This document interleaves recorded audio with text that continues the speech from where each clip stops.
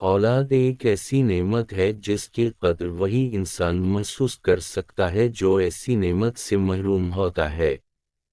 والدین اپنے بچوں کی خوشیوں کی خاطر ہر چیز قربان کرنے کو تیار رہتے ہیں۔ ان کی جدائی کا صدمہ وہ بڑی مشکل سے سہا پاتے ہیں۔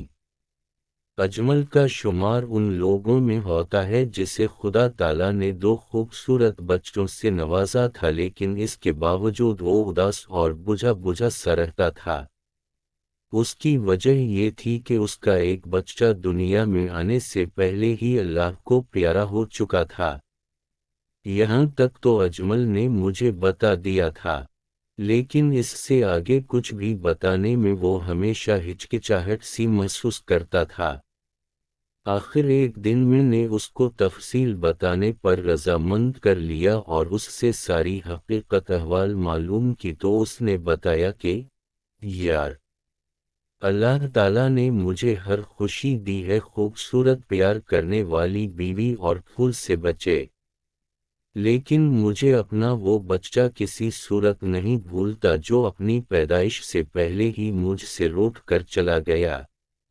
میں نے پوچھا کہ بچے کو کیا ہوا تھا تو اس نے بتایا کہ یہی تو دکھ ہے، مجھے آج تک معلوم نہیں ہو سکا کہ آخر بچے کو کیا ہوا ہے۔ اجمل کی آنکھوں میں آنسو جھلملانے لگے، پھر وہ خود کو سنبھالتا ہوا بولا، ہم حسب معمول رات کو سو رہے تھے کہ اچانک مجھے آہٹ سی محسوس ہوئی۔ میری بیوی ساتھ والے بیڈ پر درد سے تڑپ رہی تھی۔ میں کسی قسم کا خطرہ مول نہیں لینا چاہتا تھا، لہذا میں اسے فوری طور پر ہسپتال لے گیا۔ میں اس کی حالت دیکھ کر نہایت پریشان ہوا، لیکن وہ سنبھل گئی اور کہنے لگی کہ اب وہ کچھ بہتر محسوس کر رہی ہے اور اب آدھی رات کو ہم کیا کر سکتے ہیں۔ بہتر یہی تھا کہ صبح کا انتظار کیا جاتا۔ علی الصبح ہم مقامی ہسپتال پہنچے تو میں دل ہی دل میں ڈر رہا تھا اور دعا کر رہا تھا کہ خدا کرے ہمارا بچہ تندرست ہو۔ جب مڈ وائف دائی نے معائنہ کیا تو اس نے بتایا کہ بچے کے دل کی دھڑکن کام نہیں کر رہی۔ چنانچہ میں نے اپنی بیوی کا الٹرا ساؤنڈ کروایا اور میرا ڈر حقیقت بن کر میرے سامنے تھا۔ میں نے مانیٹر میں اپنے بچے کی شبیہ دیکھی جس کا نام میں پہلے ہی خرم رکھ چکا تھا۔ ڈاکٹر نے آخر کار کہہ ہی دیا کہ مجھے افسوس ہے میں آپ کے بچے کو نہیں بچا سکا۔ میں بچے کا سانس بحال کرنے کی کوشش میں ناکام ہو گیا ہوں۔ یہ سنتے ہی کمرے میں سکوت طاری ہو گیا۔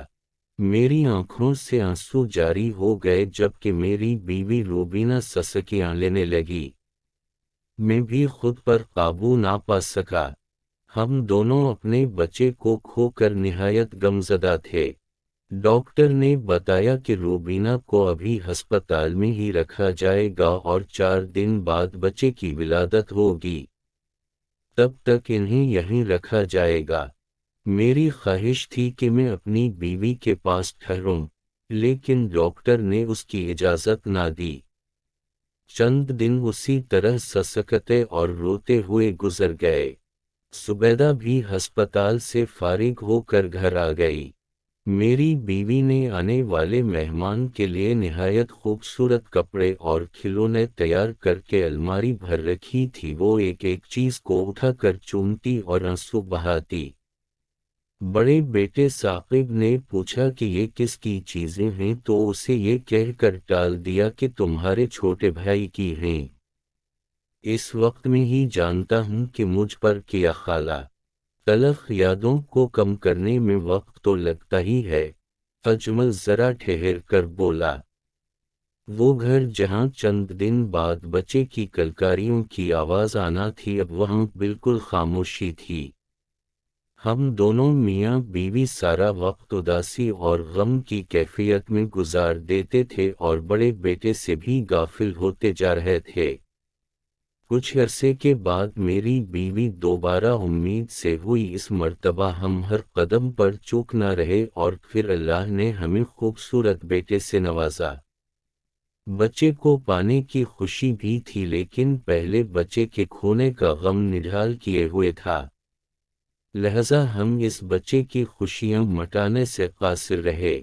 بڑا بیٹا اپنے بھائی کو پا کر بہت خوش تھا، وہ سارا وقت اس کے لیے کچھ نہ کچھ کرنا چاہتا تھا لیکن میری بیوی بھی اس بچے کی شکل دیکھنے سے گریزاں تھی۔ ایک لڑکی بچے کی دیکھ بھال کے لیے رکھ لی گئی، وہی اسے سنبھالتی تھی۔ میں نے اجمل کی ساری باتیں غور سے سنیں اور اسے سمجھایا کہ تم جو کچھ کر رہے ہو اس بچے کے ساتھ ناانصافی ہے۔ یہ بھی تو سوچو، خدا تعالیٰ نے اگر تم سے کوئی چیز چھینی ہے تو اس کا بدل بھی تو دیا ہے۔ تم یہی سمجھو کہ خدا تعالیٰ نے تمہیں وہی بیٹا دے دیا ہے جو تم سے دور چلا گیا تھا، لیکن دل ہے کہ مانتا نہیں کہ مصداق اجمل پر کسی بات کا اثر نہیں ہو رہا تھا۔ دن مہینوں میں بدل گئے اور اجمل کا بیٹا چلنا سیکھ گیا۔ ایک دن میں اجمل کے گھر گیا تو دونوں بچے لان میں کھیل رہے تھے۔ ایک دم چھوٹا بچہ بھائی کا تعاقب کرتے ہوئے گر پڑا۔ ملازمہ بھاگی بھاگی آئی، لیکن بچے کی ماں ٹس سے ماس نہ ہوئی۔ میں یہ دیکھ کر سوچنے لگا کہ آخر اتنی بھی بے حسی کیا جو ماں کو بچے کی پرواہ ہی نہیں، مانا کہ انہوں نے پہلے ایک بچہ کھویا ہے، خدا نخواستہ اگر اسے کچھ ہو جاتا تو کیا ہوتا۔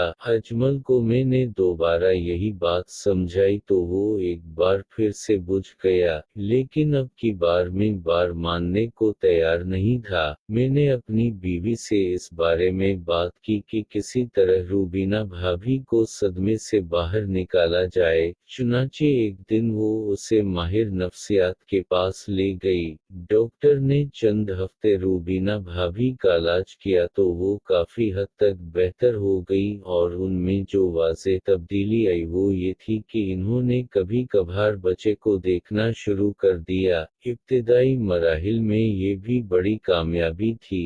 ادھر میں اجمل کو سمجھاتا رہتا تھا، پتھر پر بھی قطرہ گرتا رہے تو اس میں تبدیلی واقع ہو جاتی ہے۔ وہ تو آخر انسان تھے اور بچوں کے ماں باپ، بس پھر کیا تھا۔ آہستہ آہستہ انہوں نے اپنے بچے کو پیار اور توجہ دینا شروع کر دی۔